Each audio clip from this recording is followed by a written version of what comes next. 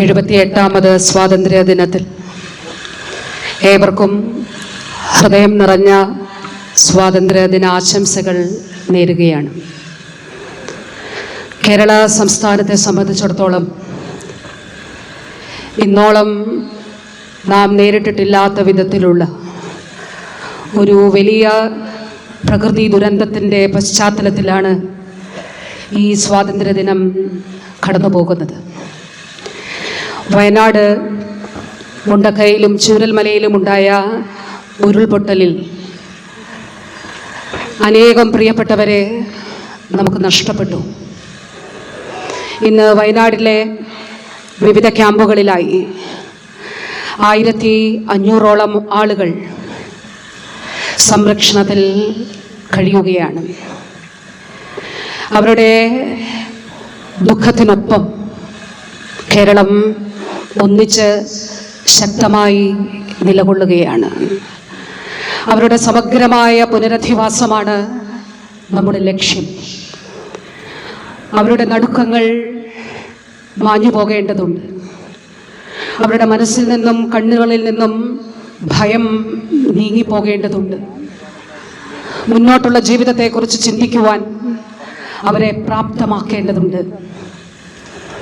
നമ്മുടെ പ്രിയപ്പെട്ടവരെ ഈ ദുഃഖങ്ങൾ മറക്കുവാനും മുന്നോട്ട് പോകുന്നതിന് പ്രാപ്തമാക്കുന്നതിനും കേരളം ഒരുമിച്ച് ഐക്യത്തോടെ കൈകോർത്ത് നിൽക്കുകയാണ്.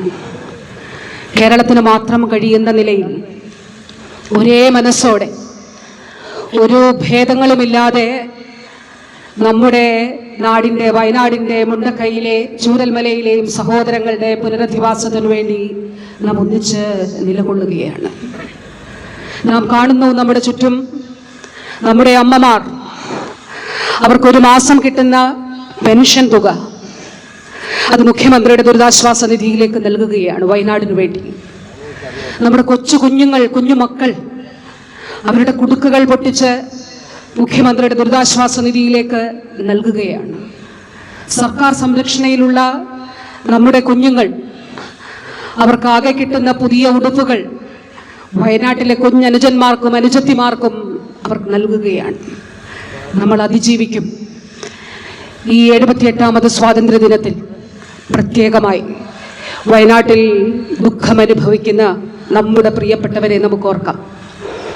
അവരുടെ ദുഃഖം നമ്മുടെ മനസ്സുകളിൽ നമ്മൾ ഏറ്റുവാങ്ങിയതാണ്, നമ്മുടെ ജീവിതത്തിലും നമ്മൾ ഏറ്റുവാങ്ങിയതാണ്. നമ്മൾ കൈകൾ കോർത്ത് അവരെ സംരക്ഷിക്കാം. ഈ സ്വാതന്ത്ര്യ ദിനത്തിൽ രാജ്യം ഉചിതമായ നിലയിൽ ആഘോഷങ്ങൾ നടത്തുകയാണ്.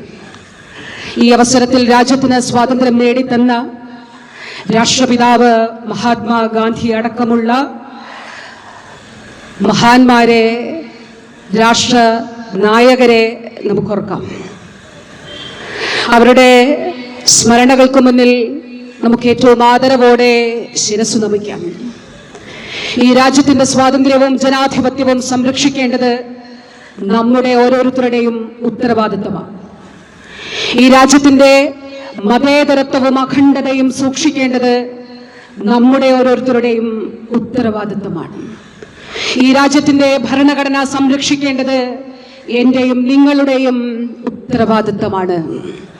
ഇന്ത്യ മഹാരാജ്യം ഒരുപാട് ഭാഷകളുടെ, ഒരുപാട് സംസ്കാരങ്ങളുടെ, ഒരുപാട് ആചാരങ്ങളുടെ, ഒരുപാട് കലാരൂപങ്ങളുടെ ഒരു മനോഹരമായ സമന്വയമാണ്.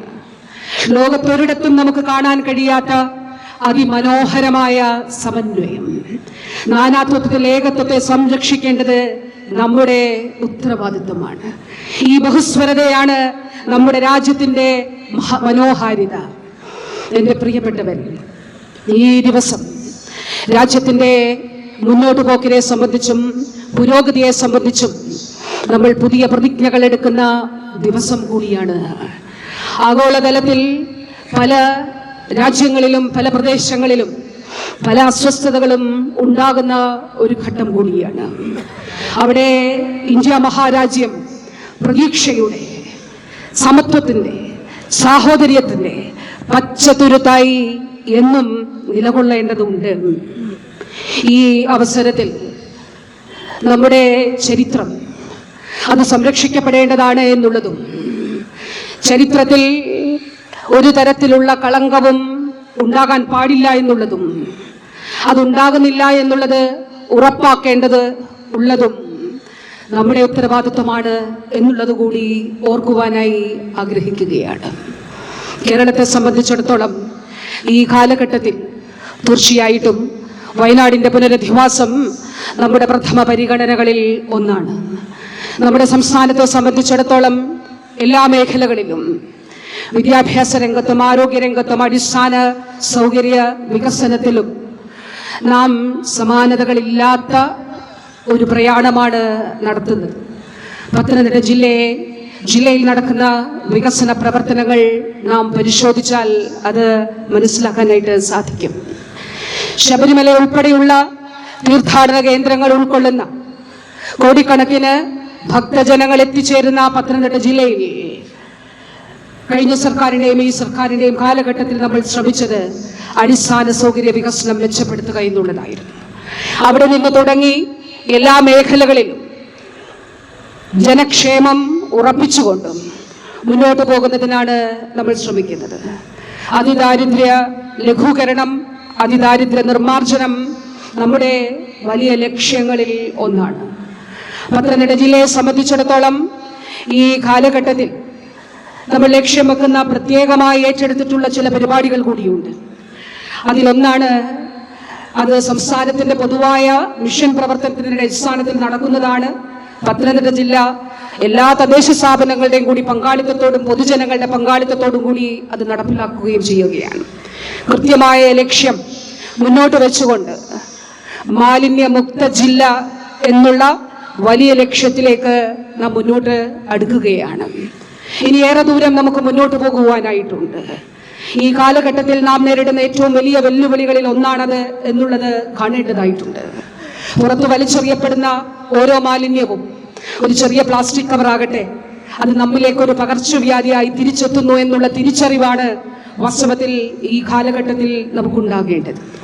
മാലിന്യമുക്ത ജില്ല, അതോടൊപ്പം തന്നെ സുസ്ഥിര വികസനത്തിന്റെ ഭാഗമായി ഓരോ കുടുംബത്തിൽ ഒരാൾക്കെങ്കിലും അഭ്യസ്തവിദ്യരായിട്ടുള്ള എല്ലാവർക്കും തൊഴിൽ എന്നുള്ളത് നമ്മുടെ പരമമായ ലക്ഷ്യങ്ങളിൽ ഒന്നാണ്. സാക്ഷരതയിൽ മുൻപന്തിയിൽ നിൽക്കുന്ന, ഉയർന്ന വിദ്യാഭ്യാസത്തിൽ മുൻപന്തിയിൽ നിൽക്കുന്ന, പ്രവാസികളുടെ സാന്നിധ്യത്തിൽ മുൻപന്തിയിൽ നിൽക്കുന്ന പത്തനംതിട്ട ജില്ല തീർച്ചയായിട്ടും വളരെ വളരെ മുന്നോട്ട് പോകുന്നതിന് വേണ്ടിയിട്ടുള്ള ഐക്യത്തോടെയുള്ള പ്രവർത്തനങ്ങൾ ഈ കാലഘട്ടത്തിൽ നടത്തുകയാണ്. ജില്ലാ ആസ്ഥാനത്തെ സംബന്ധിച്ചിടത്തോളം നമുക്കറിയാം, നമ്മുടെ ദീർഘനാളുകളായിട്ടുള്ള ഒരു സ്വപ്നം, അത് പത്തനംതിട്ട ജില്ലാ സ്റ്റേഡിയം എന്നുള്ള സ്വപ്നമാണ്. ഒരു 4.5 പതിറ്റാണ്ടിന് 5 പതിറ്റാണ്ടിനിപ്പുറം യശശരീരനായ കെ നായർ സാറിന്റെ കാലത്ത് ഏറ്റെടുത്ത ആ സ്റ്റേഡിയത്തിൽ ഇന്ന് നിർമ്മാണ പ്രവർത്തനങ്ങൾ നടക്കുന്നത് കൊണ്ടാണ് കാത്തലിക് കോളേജിന്റെ ഈ ഗ്രൗണ്ടിലേക്ക് നമ്മൾ സ്വാതന്ത്ര്യദിന പരേഡ് മാറ്റിയത്. വളരെ വേഗത്തിൽ അവിടെ നിർമ്മാണ പ്രവർത്തനം നടക്കുകയാണ്. ജില്ലയിലെ മറ്റടിസ്ഥാന സൗകര്യ വികസനങ്ങൾ, കൊടുമണ്ണ് നമ്മൾ സ്റ്റേഡിയം പൂർത്തിയാക്കി അടൂര് നിർമ്മിക്കാനായിട്ട് പോകുന്നു. മെഡിക്കൽ കോളേജ് യാഥാർത്ഥ്യമാക്കി ജനറൽ ആശുപത്രി, പത്തനംതിട്ട ജില്ലാ ആശുപത്രി, കോഴഞ്ചേരി, റാന്നി ആശുപത്രി, അടൂർ ആശുപത്രി, ഇവിടെല്ലാം കിഫ്ബിയുടെ നിർമ്മാണ പ്രവർത്തനങ്ങൾ നടക്കുകയാണ്. ഞാൻ വാക്കുകൾ ദീർഘിപ്പിക്കുന്നില്ല. ഈ അവസരത്തിൽ ഈ ജില്ലയിലെ എൻ്റെ പ്രിയപ്പെട്ടവരെ ഞാൻ ഏറ്റവും സ്നേഹത്തോടും ആദരവോടും കൂടി ഓർക്കുകയാണ്. ജില്ലയാക്കിയ മഹാരഥന്മാരെ ഈ അവസരത്തിൽ ഞാൻ ഓർക്കുകയാണ്. ഈ ജില്ലയെ ഒരുമിച്ച്, വയനാട്ടിന്റെ കാര്യം നമ്മൾ പറഞ്ഞതുപോലെ, ഭേദങ്ങളില്ലാതെ കൈകോർത്തുകൊണ്ട് വയനാടിനെ നമ്മൾ സംരക്ഷിക്കുന്നത് പോലെ ഭേദങ്ങളില്ലാതെ നാടിന്റെ വികസനത്തിന് വേണ്ടി നമുക്ക് ഒരുമിച്ച് കൈകോർക്കാം. ഈ അവസരത്തിൽ ജില്ലാ ഭരണകൂടവും ജില്ലാ പോലീസ് മേധാവിയുടെ നേതൃത്വത്തിൽ പോലീസ് സേനയും, അതോടൊപ്പം ജില്ലയിലെ വിവിധ വിഭാഗങ്ങളിലെ വിവിധ വകുപ്പുകളിലെ ഉദ്യോഗസ്ഥർ, അതോടൊപ്പം പൊതുസമൂഹവും ഒന്നിച്ചു ചേർന്നുകൊണ്ട് ജില്ലയുടെ പുരോഗമനപരമായ മുന്നോട്ട് പോക്കിന് വേണ്ടി നടത്തുന്ന എല്ലാ ശ്രമങ്ങളെയും ഹൃദയം കൊണ്ട് ശ്ലാഘിക്കുകയാണ്. എൻ്റെ പ്രിയപ്പെട്ടവരെ, വളരെ പ്രധാനപ്പെട്ട ഒരു വർഷമാണ് രാജ്യത്തെ സംബന്ധിച്ചിടത്തോളം. ഈ 78ാം സ്വാതന്ത്ര്യ ദിനത്തിന് ശേഷം വരുന്ന അടുത്ത ഒരു വർഷം രാജ്യത്തിന്റെ നിർമ്മിതിയിൽ, അതോടൊപ്പം തന്നെ മുന്നോട്ട് പോക്കിൽ അതിനിർണായകമായിട്ടുള്ള ഒരു വർഷമാണ് എന്നുള്ളത് കൂടി ഇവിടെ എടുത്ത് പറയാനായിട്ട് ആഗ്രഹിക്കുകയാണ്. ഈ അവസരത്തിൽ ഇവിടെ വളരെ നന്നായി നമ്മുടെ സ്ഥലപരിമിതികൾക്കൊക്കെ ഇടയിലും വളരെ മെച്ചപ്പെട്ട നിലയിൽ തന്നെ ഈ പരേഡ് ഇവിടെ സംഘടിപ്പിക്കുന്നതിന്, രാജ്യത്തിന് സ്വാതന്ത്ര്യം നേടിത്തന്ന മഹാരഥന്മാരെ ഓർക്കുന്നതിന്, അതിർത്തിയിൽ ജീവത്യാഗം നടത്തിക്കൊണ്ട്, ജീവൻ പണയം വെച്ചുകൊണ്ട് നമ്മുടെ ജീവൻ സംരക്ഷിക്കുന്ന സേനാംഗങ്ങൾക്ക് ആദരവർപ്പിച്ചുകൊണ്ടും, രാജ്യത്തെ വിവിധ സേനാ വിഭാഗങ്ങളെ മനസ്സിലോർത്ത് ആദരവ് അർപ്പിച്ചുകൊണ്ടും സ്വാതന്ത്ര്യ ദിനത്തിന്റെ സ്മരണകൾ പുതുക്കാൻ ഇവിടെ എത്തിച്ചേർന്നു നിങ്ങൾക്ക് ഓരോരുത്തർക്കും ഹൃദയാഭിവാദ്യങ്ങൾ അർപ്പിക്കും. ജില്ലയിലുള്ളതും ജില്ലയിൽ പുറത്തു ഉള്ളതുമായിട്ടുള്ള നമ്മുടെ പത്തനംതിട്ടക്കാരായിട്ടുള്ള എല്ലാവർക്കും അഭിവാദ്യം അർപ്പിക്കും. സംസ്ഥാനത്തിനും രാജ്യത്തിനും ഒരിക്കൽ കൂടി സ്വാതന്ത്ര്യദിന ആശംസകൾ നേർന്നുകൊണ്ട് എൻ്റെ വാക്കുകൾ അവസാനിപ്പിക്കും.